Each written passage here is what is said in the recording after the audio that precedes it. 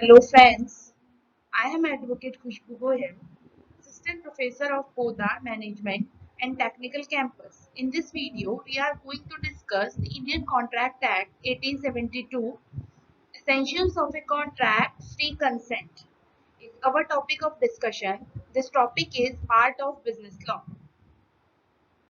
Firstly, we are discussed to consent.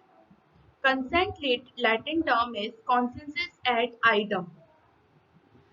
First question is what is consent? When two or more parties agree, same sense and same thing, that is consent. When two parties enter into a contract, the first thing that is required is perfect mutual understanding regarding the subject matter of the consent. Both the parties should agree upon the same thing in the same sense. This understanding is called consent. So, section 13 says is the consent of two or more persons is considered only at the time when both of them are agreeable on the same issue in the same sense. That is consent. Essentials of a consent. First essential is existence of the two persons. Second point is agreement upon the same thing in the same sense. Meaning of free consent. The definition of free consent is provided under the Indian Contract Act is consent that is free from coercion, undue influence, fraud, misrepresentation, or mistake. Clearly, free consent means the absence of any kind of coercion, undue influence, fraud, misrepresentation, and mistake. Undue influence,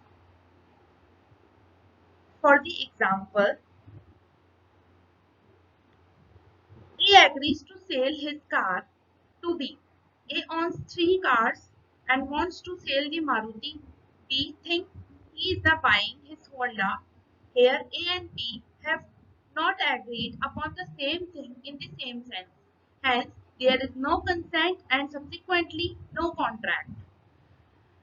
After that, as per section 14 says that free consent is one of the most important essentials of valid contract. The term free consent refers the maintaining of free and fresh mind of two parties of an agreement when two parties take and understand purpose, subject matter, and terms of conditions of the agreement in the same sense. It is free consent. Lack of free consent would render the contract voidable at the option of the parties not at fault. Now, free consent has defined in section 14 of the Act. The section says that consent is considered free when it is not caused or affected by the following.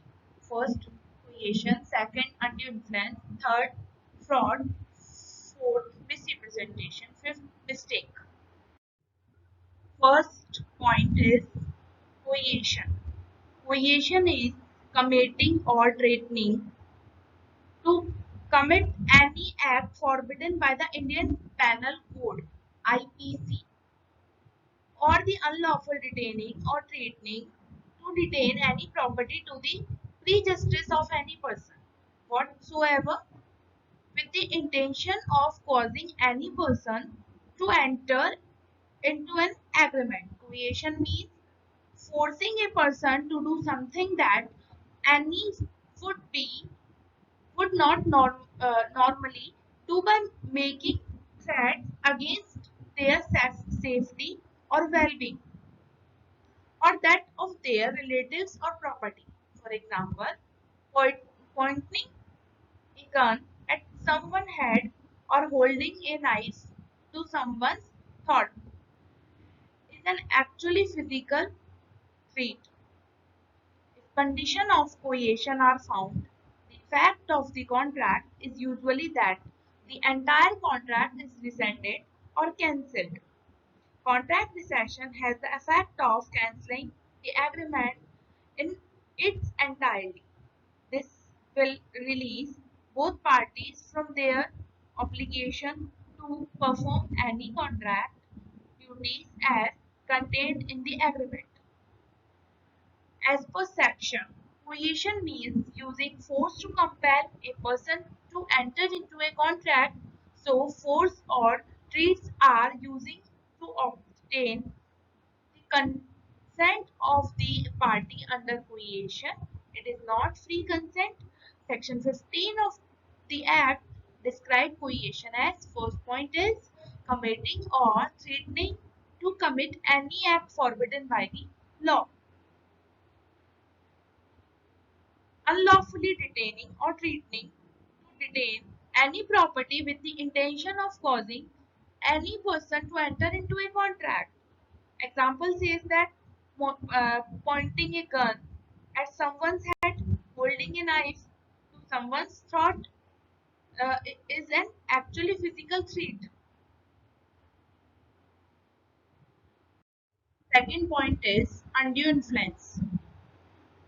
A contract is said to be induced by undue influence where the relations subsisting between the parties are such that one of the parties is in a position to dominate the will of the other and uses that position to obtain an unfair advantage over the other. In particular and without prejudice to the generally of the foregoing principles, a person is deemed to be in a position to dominate the will of another. First position is where he holds a real and apparent authority over the other. Second is where his stand is a fiduciary relation to the other. Third, where he makes a contract with a person whose mental capacity is temporarily or permanently affected by reason of the age, illness, or mental or bodily stress. One example is given is under influence, A having advanced money to his son, B during his minority, upon B's coming of age obtained by misuse of parental influence a bond from B for a greater amount than the sum due in respect of advance.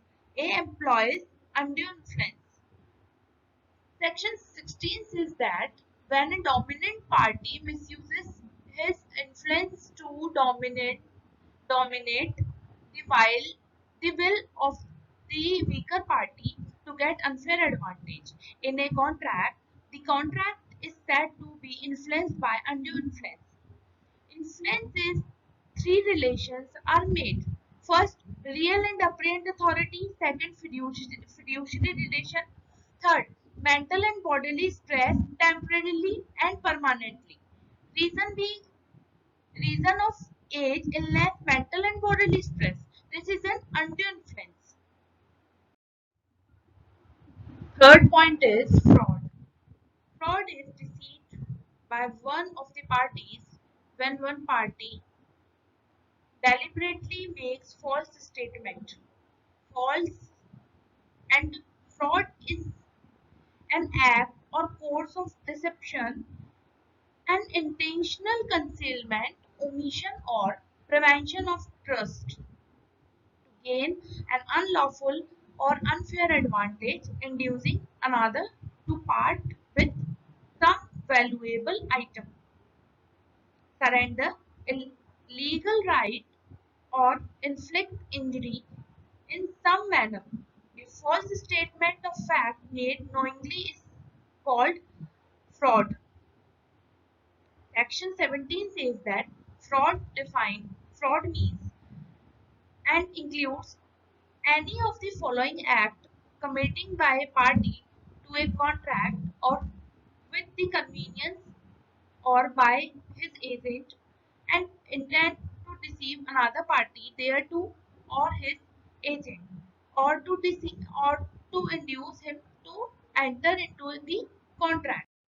Fraud means it includes any of the following act committed by a party to a contract with his convenience or by his agent with intent to deceive another party thereto or his agent or to induce him to enter into a contract. First, the suggestion as a fact of that which is not true by one who does not believe it to be true. Second, the active concealment of the fact by one having knowledge or belief of the fact. Fourth part is misrepresentation. Misrepresentation done with the full knowledge that it is true, it is not true, or recklessly without checking for the trueness. That is said to be fraudulent. It is absolutely impious, free consent. Misrepresentation says that unintentional or innocently. Unintentional or innocent misrepresentation is not fraud when the person making the representation believes it to be true. Thus, where a false statement is made intentionally with the knowledge that is false, with a view to deceive the other party, thereby including him into an entry, the contract, it is knowing as fraud. Any innocent or unintentional false statement or assertion of fact made by one party to the other during the course of negotiation of a contract is called misrepresentation. The party making the statement honestly believes in it to be true and is made to be honest ignorance its falsehood. According to Section 18, ways or act of misrepresentation. First, position assertion of material facts. Second, breach of duty. Third, causing mistake about the subject matter. Last point is fifth point and last point is mistake. A mistake is an error in understanding facts, meaning of words of the law, which causing one party or both parties to enter into a contract without understanding the responsibilities or outcomes. This is an mistake. Thank you so much. I hope this video helpful for you. Please watching the video and thank you so much.